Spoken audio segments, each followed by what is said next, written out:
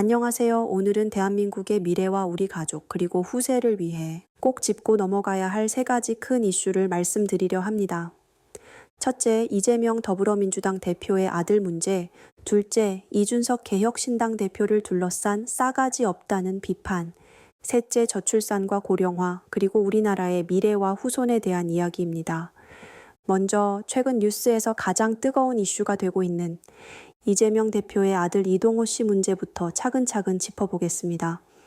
이동호 씨는 2억 원이 넘는 불법 도박 자금을 사용한 것으로 드러났습니다. 이동호 씨는 또 인터넷에 성적으로 부적절한 글을 올리고 불법 도박으로 벌금 500만 원을 선고받았습니다. 이재명 대표는 자식 이기는 부모 없다, 내 잘못이라며 고개를 숙이기도 했지만 정작 이 문제를 지적한 이준석 대표에게는 허위 사실이라며 강하게 반발했습니다. 여기서 많은 국민들이 실망감을 느꼈습니다. 지도자는 국민 앞에 진실하게 해명하고 책임지는 모습을 보여야 합니다. 정치적 상대에게 화살을 돌리는 건 국민 눈높이에 맞지 않는다는 지적이 많습니다. 이 문제는 우리 사회의 도덕성과 법치주의, 그리고 정치 지도자의 기본 자세를 묻는 아주 중요한 사안입니다. 이어서 이준석 대표를 둘러싼 싸가지 없다는 비판에 대해 깊이 있게 이야기해 보겠습니다.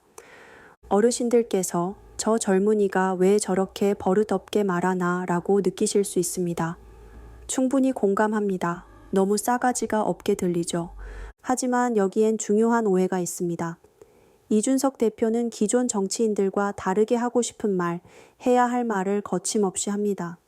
토론회에서도 상대방의 허점을 날카롭게 지적하고 때로는 직설적으로 비판하기도 하죠. 이런 모습이 나이나 지위를 중시하는 우리 사회에서는 싸가지 없다는 인상으로 비칠 수 있습니다. 하지만 정치란 국민을 위해 진실을 말하는 자리입니다. 잘못된 건 잘못됐다고 의문이 있으면 따져 묻는 게 정치인의 본분입니다. 이준석 대표는 기득권 세력이 불편한 진실을 들으면 할 말이 없으니 싸가지 없다고 몰아간다고 말합니다. 예를 들어 이재명 대표 아들 문제처럼 국민이 궁금해하는 점을 정면으로 묻고 따지는 게 오히려 정치의 본질입니다. 또 이준석 대표는 왜 급하면 나이 들먹이고 너 몇 살 먹었어? 라고 하나라며 나이와 권위를 앞세워 본질적인 논쟁을 피하는 정치권의 문화를 비판합니다. 정치에서 중요한 건 나이, 권위가 아니라 국민을 위한 진실한 소통과 비판입니다. 실제로 과거 유시민 전 장관, 노회찬 의원 등도 젊은 시절 소신 있게 발언했다가 비슷한 비판을 받은 적이 있습니다. 그렇지 않습니까? 정치가 발전하려면 나이와 권위가 아니라 국민을 위한 진정성 있는 소통과 비판이 존중받아야 합니다. 싸가지 없다는 말은 때로는 젊은 정치인의 성장을 막고 새로운 목소리를 억누르는 도구가 되기도 합니다. 싸가지가 있고 없고가 아니라 그들이 말하는 본질을 이해하도록 노력해야 합니다. 정치인은 국민의 목소리를 대변하고 때로는 불편한 진실도 직시해야 하는 자리입니다. 이준석 대표가 보여준 할 말 하는 태도는 오히려 정치의 본질에 가까운 모습일 수 있습니다. 여기서 꼭 짚고 넘어가야 할 것이 있습니다. 바로 대한민국의 미래, 그리고 우리 후세들에 대한 걱정입니다. 지금 우리나라는 저출산과 고령화라는 전 세계적으로도 가장 심각한 위기에 직면해 있습니다. 대한민국 소멸이란 자극적인 표현도 계속 대두되고 있지요. 아이를 낳는 가정이 점점 줄고 노인 인구는 빠르게 늘고 있습니다. 통계청 자료에 따르면 2025년이면 우리나라 전체 인구의 20% 이상이 65세 이상 고령자가 된다고 합니다. 이미 초고령 사회로 진입하고 있습니다. 반면 출생아 수는 해마다 줄고 있습니다. 작년 한 해 태어난 아기가 20만 명조차 되지 않았습니다. 이런 상황이 계속되면 우리나라 경제도 사회도 국가의 미래도 점점 더 어두워질 수밖에 없습니다. 왜냐하면 일할 젊은이가 줄고 국가를 이끌 인재가 줄어들기 때문입니다. 진정 이렇게 되시길 원하십니까? 여러분의 자녀, 손주 세대, 그 이후 세대가 지금보다 더 힘든 세상을 살아가게 될지도 모릅니다. 우리나라는 지하 자원이 없고 인력과 기술에만 의존할 수밖에 없는 나라입니다.